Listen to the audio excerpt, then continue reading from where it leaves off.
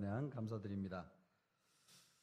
이 아침에도 새벽 기도를 통해서 은혜 받기 사모하며 나온 우리 성도들을 주님의 이름으로 진심으로 사랑하고 환영합니다. 참 시간이 빨리 가서 이제 8월이 되었습니다. 8월 한 달도 주님의 예비된 은혜가 우리를 기다리고 있을 것이라고 믿습니다. 흔히 고난이 겹쳐온다라고 하는 말이 있습니다. 대표적으로 욥을 볼 수 있습니다. 욥이 재산을 잃고 그 다음에 자식들이 죽고 또 질병에 걸리고 나중에는 아내가 배신하고 도망갔습니다. 이것을 보면 인간의 고통 가운데 그래도 가벼운 고통이 재산을 잃는 것이고 그 다음에 고통이 자식들이 어려움을 당하는 것이고 그 다음에 큰 고통이 우리의 육신의 질병으로 인해서 고난을 당하는 것이고 제일 마지막에 큰 고통이 아내가 떠나가는 것입니다.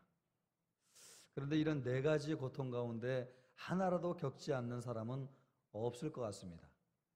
어떤 분은 이 네 가지 고통이 한꺼번에 찾아오시는 분도 계신데 욥과 같은 인생이 바로 그런 사람이라고 할 수 있겠습니다. 오늘날에도 이런 일들이 많이 있습니다. 모양은 달라도 이런저런 고난들이 계속해서 찾아오는 분들이 계시죠. 제 자신을 포함해서 우리 주변에는 끊임없이 이런 일들이 일어나고 있고 또 그것 때문에 새벽마다 부르짖어 기도하는 성도들 흔히 볼 수 있습니다. 지금 이 자리에도 아마 여러 가지 겹친 고난들 또 밀려오는 환난으로 인해서 그 속에 어떻게 하면 내가 이 고난에서 벗어날 수 있을까? 내 앞에 가로막혀 있는 홍해 또 뒤에 쫓아오는 애굽 군대로부터 어떻게 구원을 얻을 수 있을까? 이런 심정으로 이 자리에 하나님의 도움을 바라고 나온 성도님들이 계실 것이라고 믿습니다. 앞에도 고난이 있고 또 뒤에도 고난이 있고 이것이 평생 우리가 걸어가는 인생이 아닌가 하는 생각을 하게 됩니다. 그래서 시편 121편을 보면 내가 산을 향하여 눈을 들리라. 오죽하면 여러분 눈을 산을 향하여 들겠습니까? 나의 도움이 어디서 올꼬 나의 도움이 천지를 지으신 여호와에게서로다. 동서남북을 바라보아도 땅을 보면 도움을 줄 사람이 없다는 것이죠. 좌우편을 보고 주변의 사람들을 아무리 둘러봐도 고난 만난 내 인생에 도움을 줄 만한 사람이 아무도 없어서 오직 이제 한 곳만 보게 되는데 하늘을 보게 되었다고 하는 겁니다. 시편 기자의 이런 고백을 볼 수 있습니다. 전후좌우를 둘러보아도 꽉 막혀서 그 어디에도 해답을 찾을 수 없는 암담한 현실, 그래서 먼 산만 쳐다볼 수밖에 없는 심정을 노래하고 있습니다. 우리도 교회 올 때에 그런 무거운 짐을 지고 올 때가 없지 않습니다. 아무리 생각해도 답이 없고요. 또 한숨만 나오고 오직 하나님 한 분밖에는 나를 도와줄 분이 없다고 느끼면서 무거운 발걸음으로 성전에 올 때가 참 많이 있습니다. 정말 그렇습니다. 아무리 가족을 둘러보아도요. 또 우리 개인의 인생을 둘러보아도 전후좌우 해답이 없습니다. 하나님이 은혜를 주시는 길 밖에는 우리가 살아날 길이 없다고 하는 순간을 참 많이 맞이하게 됩니다. 오늘 제가 이런 말씀을 드린 것은 이스라엘 백성들이 지금 홍해 앞에서 그런 현실을 직면하고 있기 때문에 그렇습니다. 홍해 앞에선 이스라엘 백성의 심정이 이와 같지 않았을까 싶습니다. 뒤에는 강력한 애굽 군대가 따라오고 있고 앞에는 홍해가 가로막혀 있어서 솟아날 구멍도 없이 막다른 길목에 갇혀버리고 말았습니다. 원망이 저절로 나올 법한 상황이죠. 우리가 읽었던 11절, 12절 말씀을 보면 실제로 이스라엘 백성들이 원망을 쏟아내고 있습니다.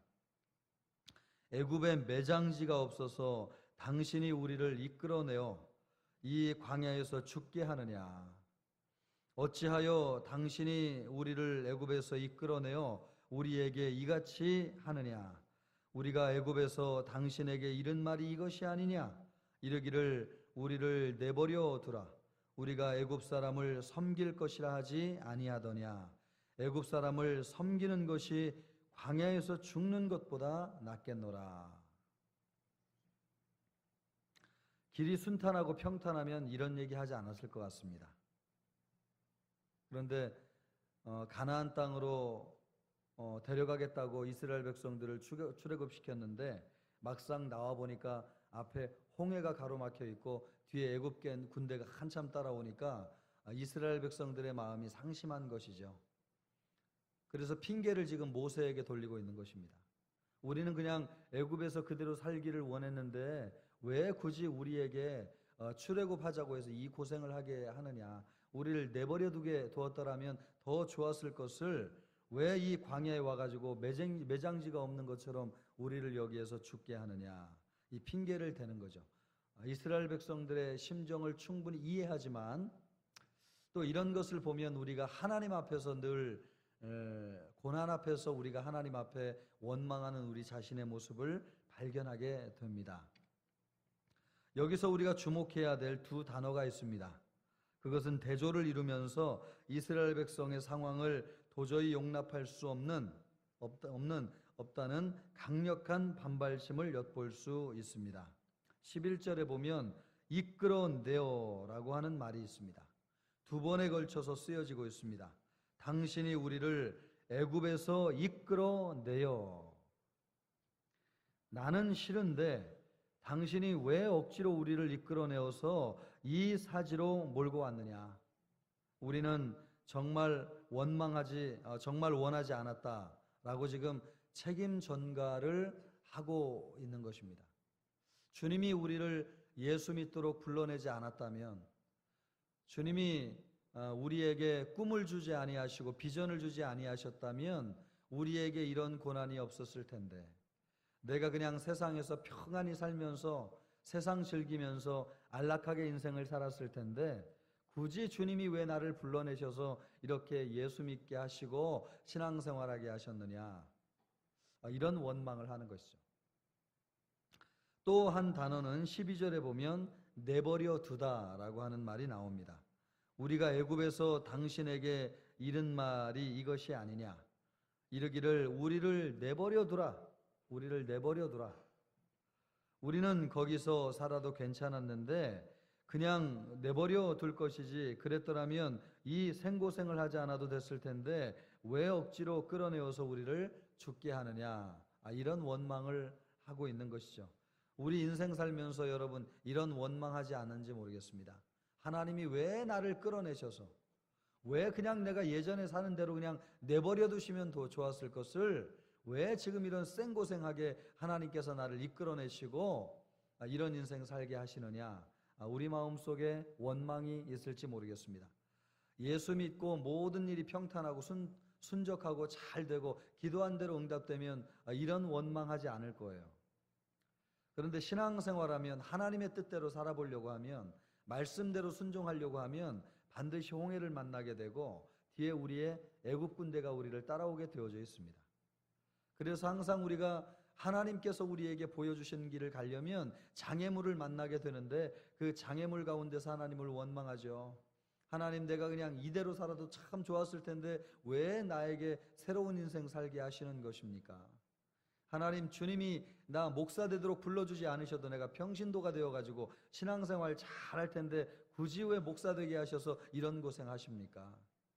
하나님, 내가 중직 맡고 싶지 않았는데 뭐 주님 또 이렇게 나에게 중직을 맡겨서 교회를 섬기게 하셨습니까? 이런 일 하지 않으면 내가 평안하게 그냥 예배만 드리면서 주님 잘 섬기고 신앙생활 했을 텐데요. 이런 한두 가지 원망 우리가 다 가지고 있을 거예요. 여러분, 하나님이 우리에게 주신 꿈에는 건너야 될 홍해가 있는 줄로 믿습니다. 우리 뒤에 애굽 군대가 따라옵니다. 이것을 우리가 아무리 좋은 생각을 가지고 또 지혜를 짜낸다고 해서 해결할 수 있는 문제가 아니고 하나님이 역사하셔야 되는 문제인 줄로 믿습니다.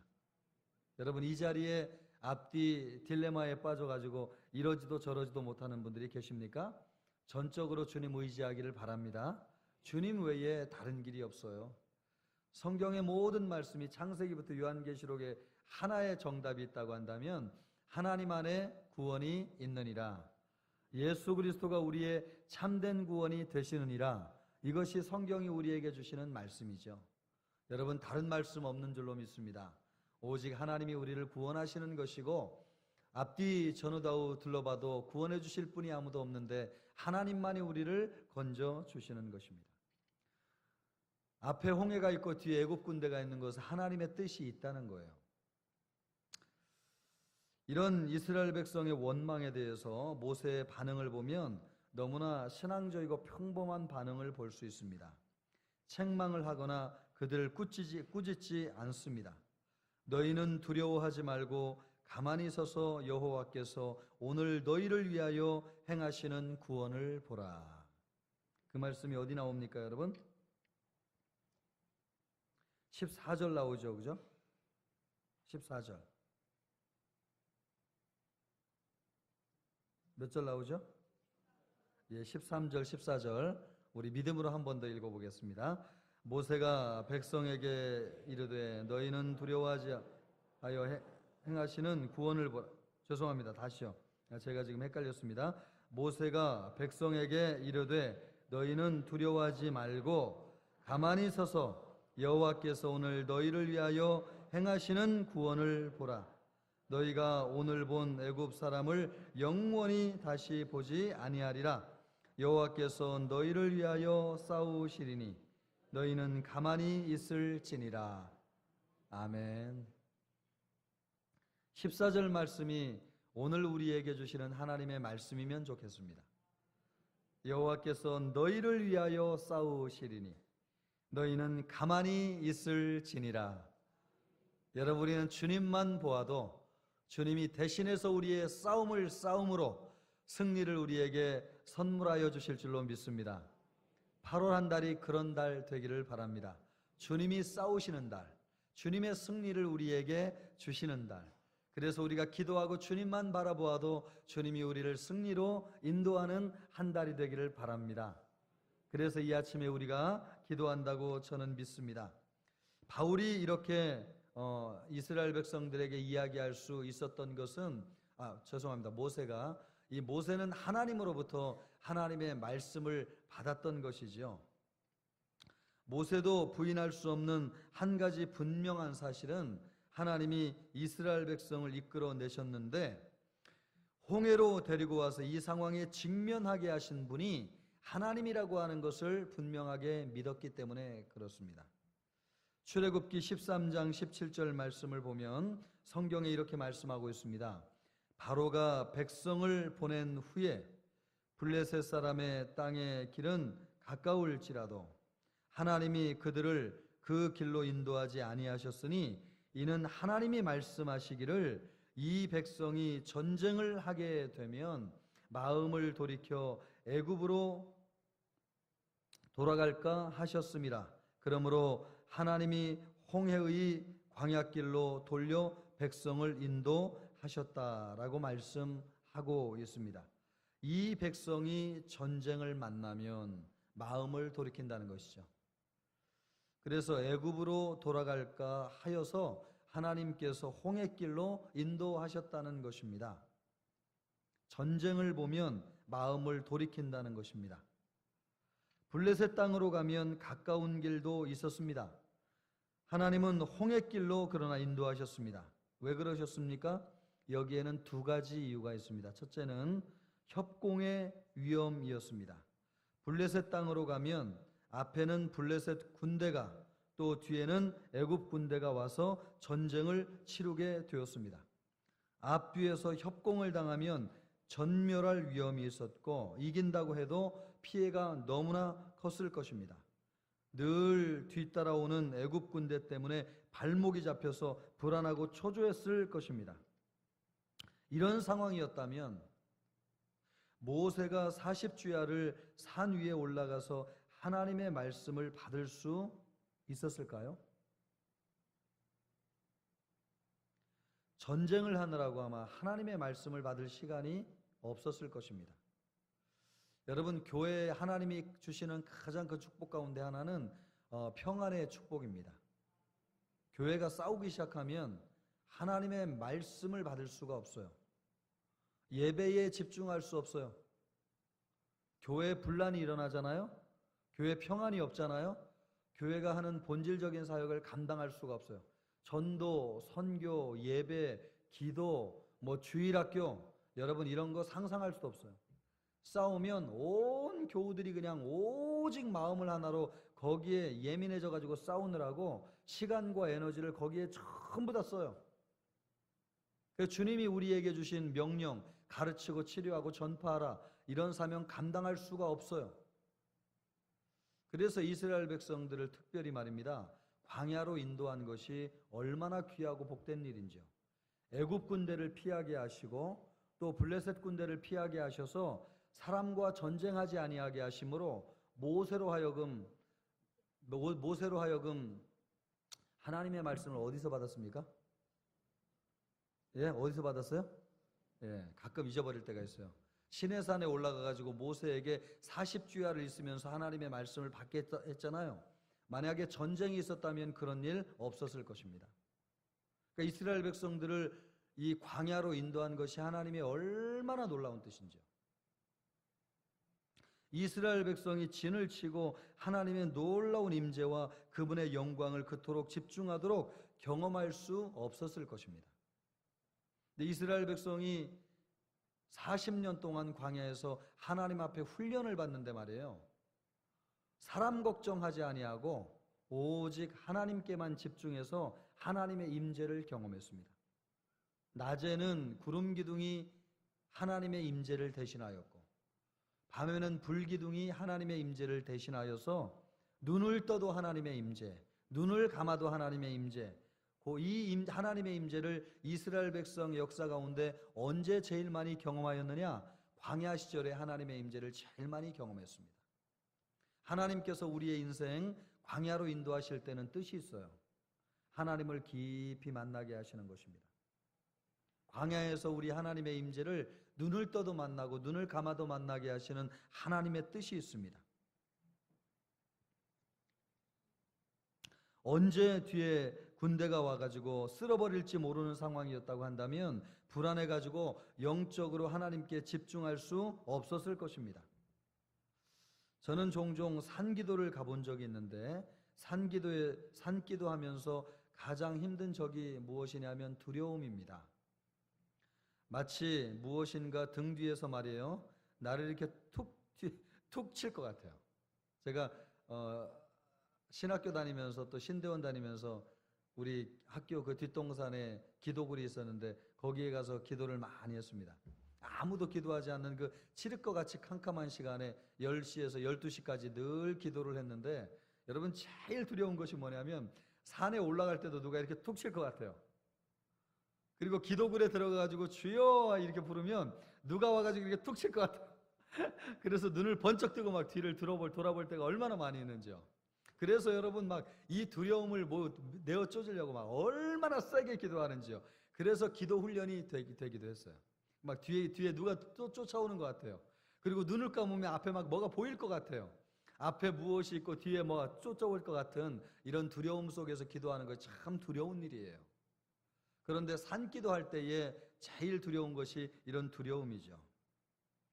어떤 때는 두려움과 싸우다가 아무 소득이 없이 산을 내려온 적도 많이 있었습니다. 그러나 어떤 날은 하나님이 지켜주실 것을 믿고 기도에 집중하면 정말 풍성한 기도의 응답을 맛보고 승리에 찬 얼굴로 내려올 때가 있습니다. 하나님께서 우리를 광야로 인도하시는 것은 사람의 두려움으로부터 피해서 오직 하나님의 임재에 집중하도록 하시는 뜻이 있습니다. 이것을 믿으시기를 바랍니다. 또 두 번째로 여기에서 홍해로 인도하신 두 번째 이유가 있습니다. 일거의 배후의 근심거린 애굽 군대를 없애버리고 홍해 사건 이후에 펼쳐질 하나님의 영광, 하나님과 영적인 교제에 집중할 수 있도록 하기 위해서였습니다. 하나님에게 있어서 가나안 땅에 빨리 들어가는 것보다도 더 중요한 것이 있었습니다. 더 깊은 영적인 교제, 또 더 사모하는 하나님의 말씀, 부인할 수 없는 하나님과 그분의 임재, 오로지 이것만을 위해서 자기 백성이 집중하기를 원하셨습니다. 가까운 길로 갔더라면 결코 이런 하나님의 특별한 임재를 경험하지 못했을 것입니다. 영적인 교제와 말씀을 주시기 위해서 충분한 시간적 여유가 필요했습니다. 더 나은 길, 더 지름길, 더 좋은 길도 있었지만 하나님은 이스라엘 백성과 충분히 교제를 통해서 서로 알아갈 시간이 필요했습니다. 하나님과 이스라엘 백성은 이제 만났기 때문에 그렇습니다. 400년 동안 애굽에서 종살이 하느라고 이스라엘 백성들이 하나님이 누군지를 몰랐습니다. 그래서 40년 동안 하나님이 누군지를 충분히 배우고 하나님의 말씀을 통해서 충분히 훈련을 받고 가나안 땅에 들여보내기를 하나님이 원하셨습니다. 가나안 땅 들어가기 전에 40년 광야 생활은 그런 관점에서 이스라엘 백성들을 준비하는 하나님의 축복이 아닐 수 없는 시기입니다. 둘러가는 길 또 돌아가는 길 있었지만 하나님께서 홍해로 인도하신 것은 바로 이런 하나님의 뜻이 있었기 때문에 그렇습니다. 광야에 있는 이스라엘 백성은 아무도 건들지 않았습니다. 그래서 온전히 하나님께만 집중할 수 있었고 하나님의 말씀을 받을 수 있었고 또 하나님의 임재를 경험할 수 있었고 하나님의 말씀으로 훈련과 연단을 경험할 수 있었습니다. 광야에서 적의 공격을 받은 적이 없습니다. 이스라엘 백성이. 광야에 있는 이스라엘 백성은 어떤 민족도 건들지 않았습니다. 모세 오경을 보면 이스라엘 백성이 광야에서 전쟁을 했다고 하는 기록이 없어요. 광야 40년 동안 하나님의 말씀을 받고 기도하고 또 하나님의 임재 가운데서 하나님과 교제하고 만나를 먹고 메추라기를 먹으면서 하나님의 은혜를 받은 것 외에는 이스라엘 백성이 광야에서 한 일이 없어요. 전쟁했다고 하는 기록이 없어요. 전쟁은 어디에 했느냐? 가나안 땅에 들어가면서 전쟁을 했습니다.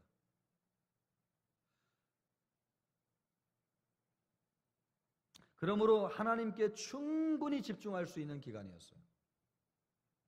여러분, 하나님이 왜 우리 인생에 고난을 허락하시느냐? 여러분, 고난 있는 사람 건드는 거 봤어요? 못 봤어요? 이 지금 이해가 잘 안 되시죠? 여러분, 노숙자를 여러분 와가지고 건드는 사람 본 적 있어요? 없어요?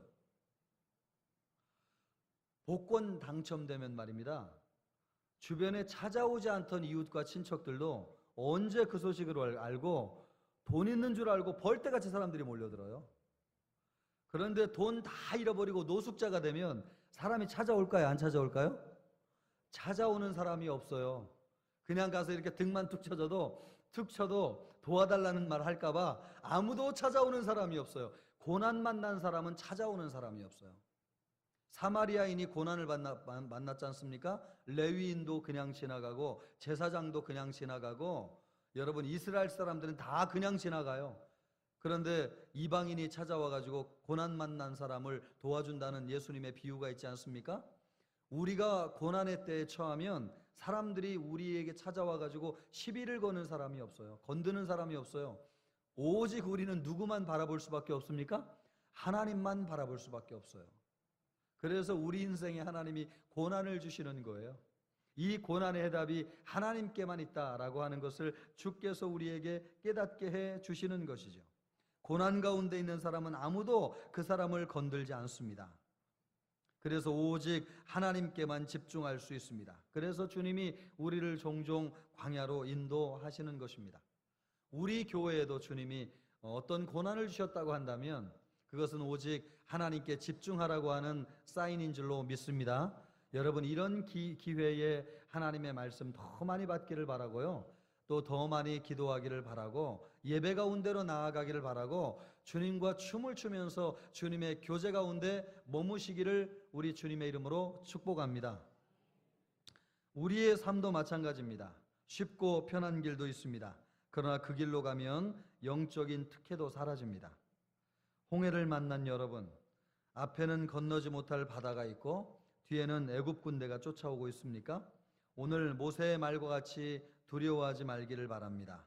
하나님이 구원을 보이실 것입니다. 홍해를 열어서 길을 만들어 주실 것입니다.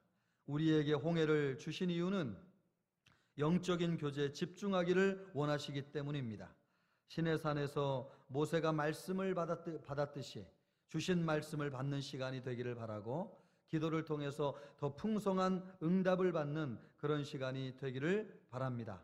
이 아침에 우리 주님 앞에 나아갈 때에 8월 한 달 동안 주님, 우리가 말씀에 집중하는 한 달이 되게 하시고 더 많이 기도하는 한 달이 되게 하여 주시옵시고 주님의 임재 가운데 주님을 예배하는 한 달이 되게 하여 주옵소서. 그래서 9월, 10월 나머지 2017년도 힘있게 달려간 우리 모든 성도들 되게 하여 주옵소서. 그런 은혜가 있기를 주님의 이름으로 축복합니다.